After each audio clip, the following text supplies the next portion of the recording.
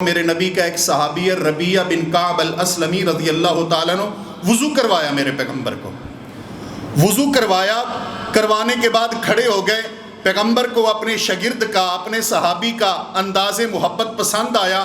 میرے نبی نے کہا یا ربیہ سل، اے ربیہ مجھ سے کچھ مانگ لو۔ شاگرد ہمارے جیسا ہوتا، کہتا استاد جی کپڑے دے کے سوٹ لے تو، یعنی دور حاضر کے شاگردوں کے یہی سوال ہوں گے نا۔ اب وہ صورتحال بھی دیکھیں، غربت بھی دیکھیں، تنگی بھی دیکھیں حضرت ربیہ کی، لیکن پھر سوال دیکھیں۔ فرمایا اسألک مرافقتک فی الجنہ، اے نبی کائنات صلی اللہ علیہ وآلہ وسلم، اللہ تبارک و تعالی نے جنت کی گارنٹی تو ہمیں دے دی ہے، لیکن میں آپ سے اتنا سوال کرتا ہوں کہ مجھے جنت میں آپ کا پڑوس مل جائے۔ سوال ہے، آپ کا پڑوس مل جائے۔ آپ پیغمبر ہیں، آپ نبی ہیں، نبیوں کے سردار ہیں، خاتم النبیین ہیں، ہم امتی ہیں آپ کے، پتہ نہیں جنت میں آپ کہاں ہوں گے، ہم کہاں ہوں گے۔ امام کائنات صلی اللہ علیہ وسلم، میرا یہ سوال ہے، مجھے جنت میں آپ کا پڑوس مل جائے۔ نبی کائنات صلی اللہ علیہ وآلہ وسلم نے فرمایا اَوَ غَيْرَ ذَلِكَ یا ربیہ، اے ربیہ اس کے علاوہ کچھ اور مانگ لو۔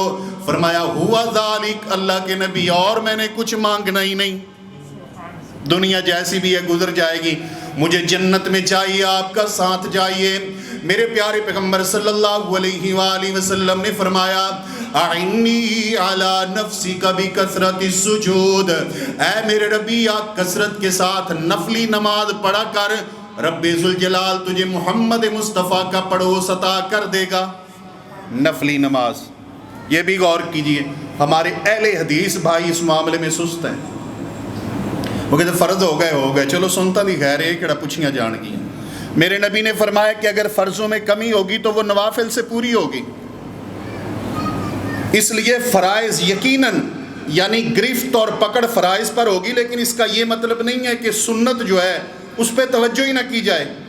رسول کائنات صلی اللہ علیہ وسلم نے فرمایا جو بندہ ایک دن میں 12 رکعت نفل، جسے سنت موقدہ کہتے ہیں، وہ پڑھتا ہے، ظہر سے پہلے 4 رکعت، ظہر کے بعد 2 رکعت، مغرب کے بعد 2 رکعت، عشاء کے بعد 2 رکعت اور فجر کے بعد 2 رکعت، فرمایا اس بندے کے لیے روزانہ جنت میں ایک محل تیار کر دیا جاتا ہے۔ یہ سنتوں کی اہمیت ہے، یہ نفلی نماز جس کی وجہ سے پیغمبر کا ساتھ اور پڑوس ملتا ہے۔ اللہ کے نبی نے فرمایا اے ربیہ پھر نفلی نماز پڑھا کرنا، رب ذوالجلال تجھے جنت میں آمنہ کے لال کا ساتھ دے دے گا۔